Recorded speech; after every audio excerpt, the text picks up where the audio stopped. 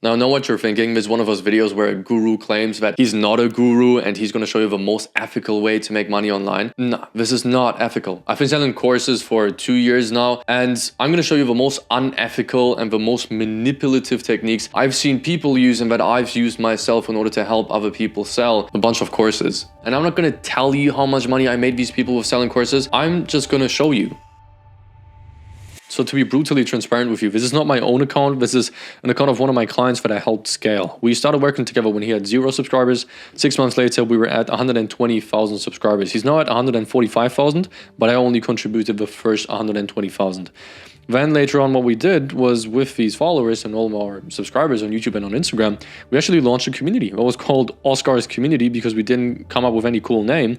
And that boring as named community actually became the world's #1 biggest, highest grossing health community on school. We passed Nate Belmar and his brother Luke Belmar with anime shreds, and we also passed Hamza with his community Adonis School, who were number 4 and number 5, and we became number 1.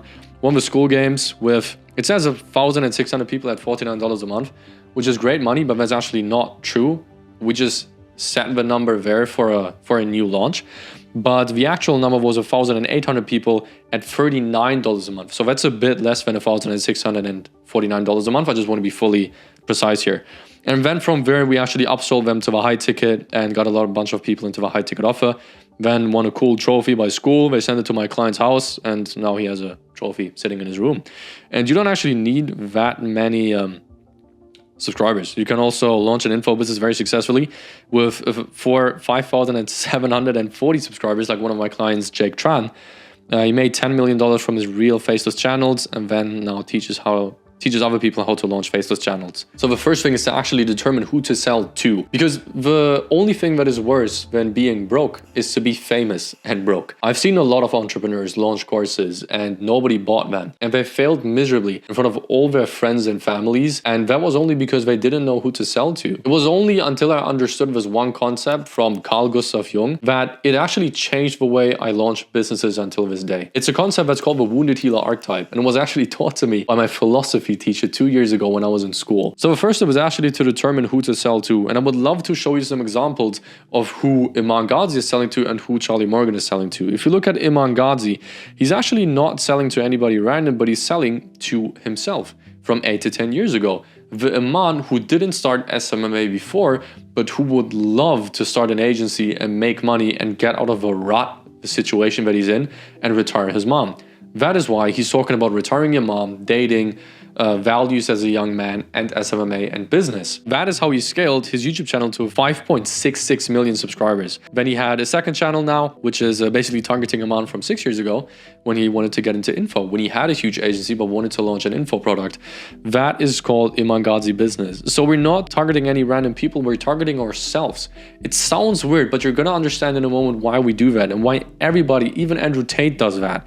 If you look at Charlie Morgan, he's targeting himself from 5 years ago.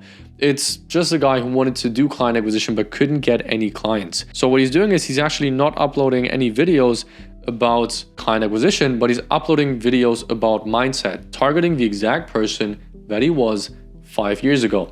Let me explain to you why. There's a concept by Carl Gustav Jung that is called the wounded healer archetype. What it describes is people turn into the perfect mentor they would have needed a few years ago. What does that mean? You today have solved problems, overcome challenges, and broken stupid beliefs that prevented you from getting here, the point that you're at right now. So why is that important? Well, because that exact person is who you can help the most. You've solved their problems, you've overcome their challenges, and you've broken all the stupid beliefs. If you would look at you from a few years ago and you would talk to them, remember the scene from Interstellar where this guy tries to scream into the scene and scream through the library and tries to scream to his child to do something. That is exactly who you are today. You would scream at yourself from a couple of years ago just to break their stupid beliefs and help them overcome their challenges. Just because you help somebody build an agency, though, does not mean that you need to make content about agencies. You just need to make content that targets that person who would benefit from building an agency. Iman doesn't make content about agencies. He makes content about mindset. He makes content about self-improvement. He makes content about dating. He's targeting, again, the exact person who would have needed him the most. It doesn't need to take him from point A, broke, to point B, rich, but it only needs to target that person. When we come to conversion, that's going to be a different process.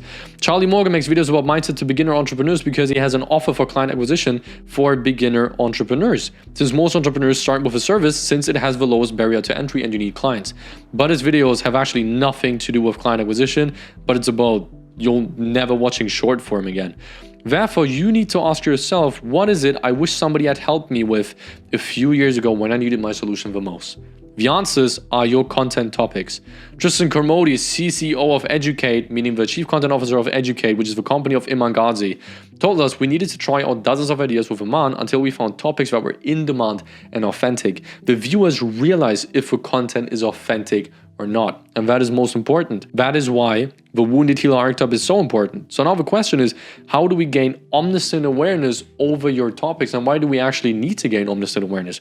Let me show you something. Here are some of the worst pieces of advice I have ever received. Number 1, be authentic. Number 2 is to be consistent, and number 3 is actually to provide value. So the question is, why are these 3 so bad? I've built a lot of personal brands. I've built my own to more than 100,000 followers on Instagram, scaled another brand to 300,000 followers afterwards just for fun, and scaled brands like, as I explained before, Oscar Patel's.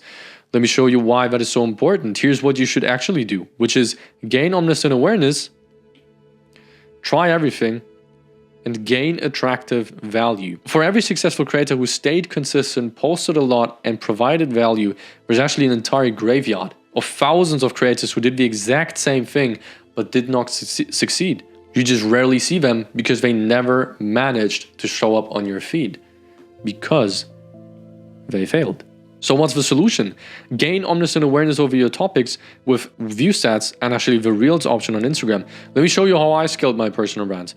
If you look at view stats, you can actually have the option to collect videos that are most successful.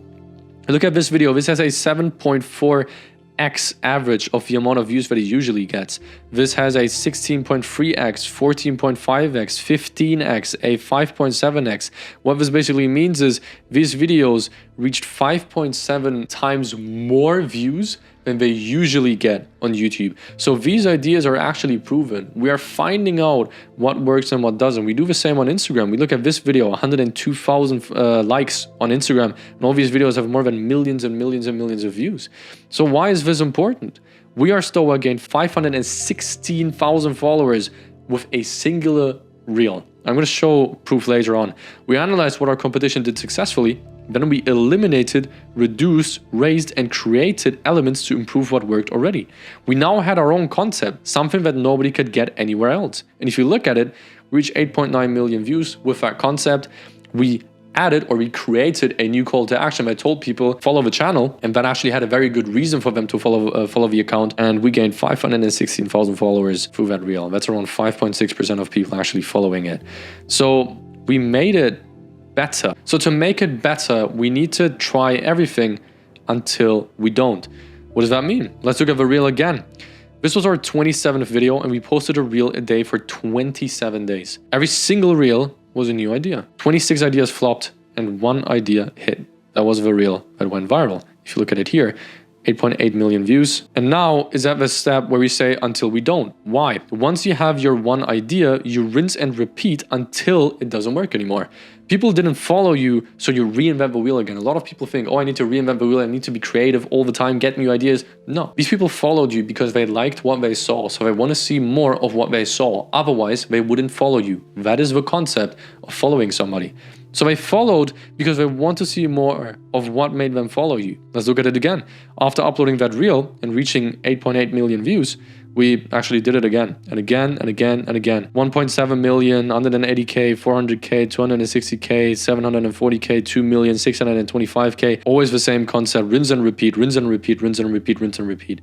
So that is actually how you attract a huge audience. So now the question is, what product are you actually going to build, and how are you going to make sure that these people actually buy your product? A lot of people guess. They think that they're just going to have some guesswork and they're just going to guess which product to launch for some reason. When I worked with my first creators, I was scared to launch a product. What if nobody wanted it? Or What if we come across as salesy, which is a very justified fear? Whilst everybody online tells you that you just need to put out something and improve from there, that is actually absolute BS, and that fear is completely justified. But it was actually one idea I had that turned the tables around and changed the way I launched products completely. Ask them. And that is it. It is that simple. You see, there's 17 questions, and you basically need to ask them to answer these umbrella questions, which is, what do they want? Why do they think they can't get it on their own?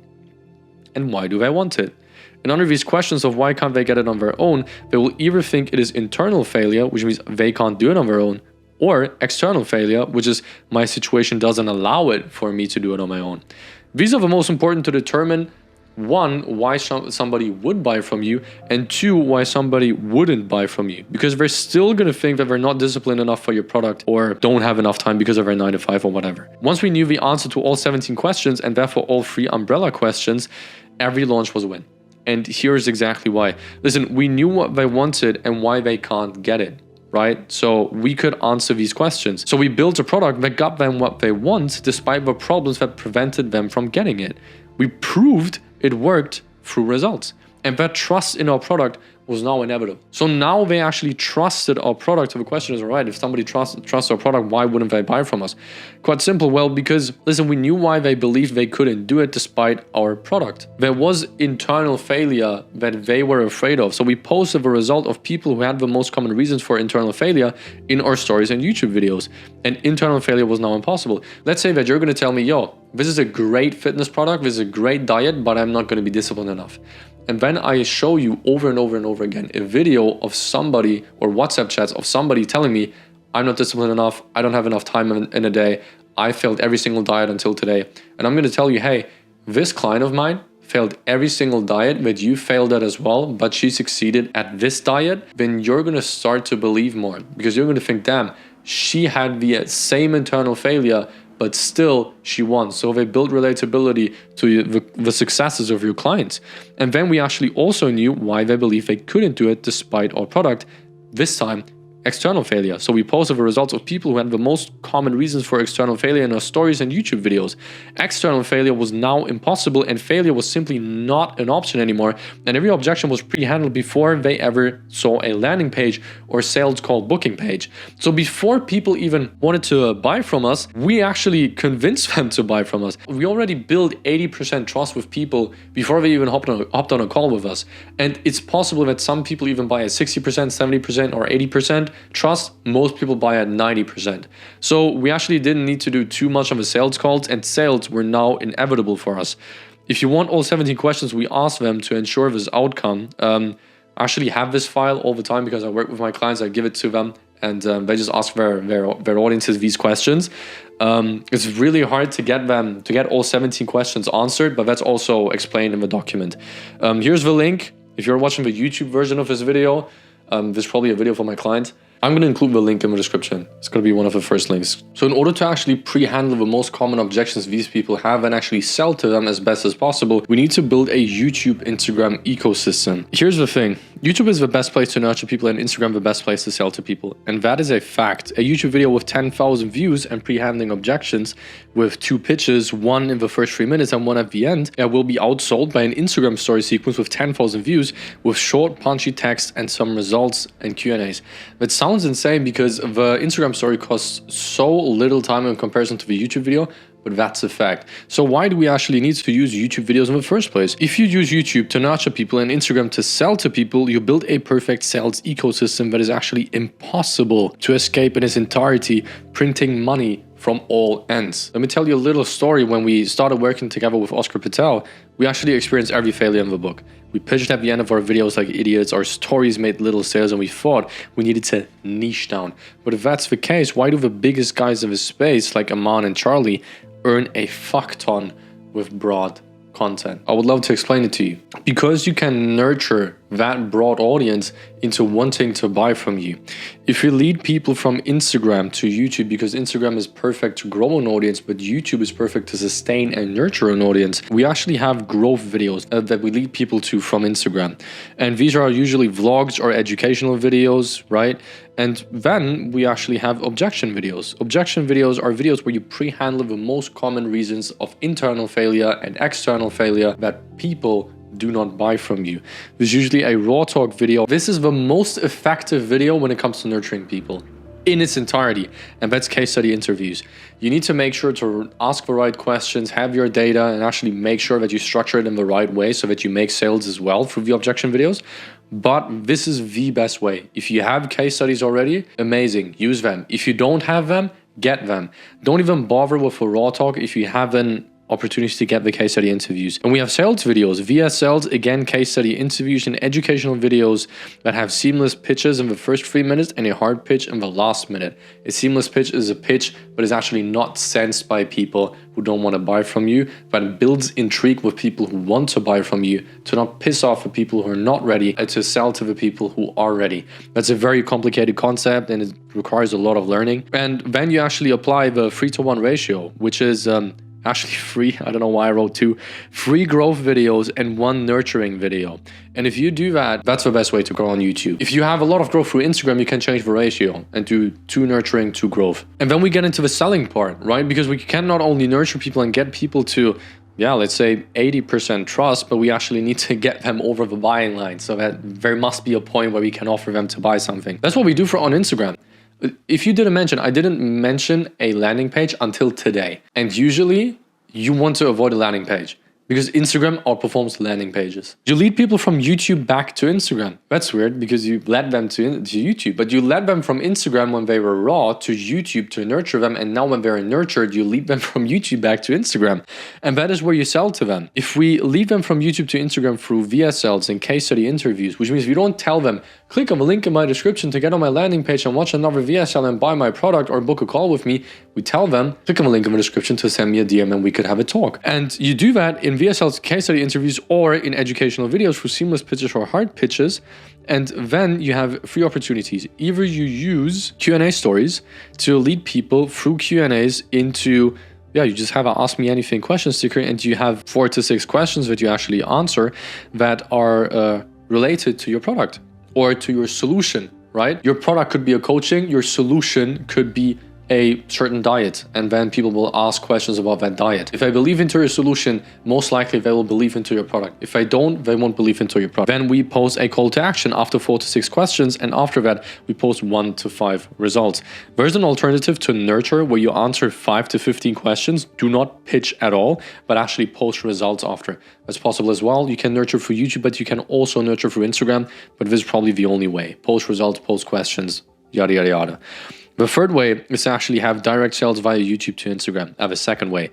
You have a call to action in your YouTube video and you actually don't tell people, you just tell them to DM you. You don't tell them to get on the landing page and you just let the setter do the rest, which means the setter will do the qualification and the setter will actually get them on a call or sell the product to them and then get 5% in commission from the product. Then we have Instagram sequences. Instagram sequences are probably the most effective ones when it comes to selling. They handle the most common objections once you know them, and then you just show the results. After them, you funnel them to the DMs and again, let the setter do the rest. In an Instagram sequence, the rule is usually that you catch them off guard with an amazing result, then you pre-handle all their objections, then you present the product, and then you tell them to DM you something and you let the setter do the rest. Now, I hope that you learned a lot from the last 4 steps of the system. And I know that I mentioned Oscar Patel a lot and there's no public case study anywhere on YouTube. And that's because I don't actually want to leak all the systems that we use, because we have competition and I don't want to show them what we did, which is why this video is actually unlisted, because it has all the strategies, all the techniques, all the data, all the numbers, all the funnels, everything inside this video. It's a 32-minute video where Oscar Patel talked about everything, how we went from 8K a month to $125,000 a month, all within a 3-month time span. It sounds insane, but that's why I told him we need to film a case study interview. This is the video. If you are interested in that video, I'm gonna link it up here. However, I just want to thank you for your time and I hope I could help you. Bye-bye.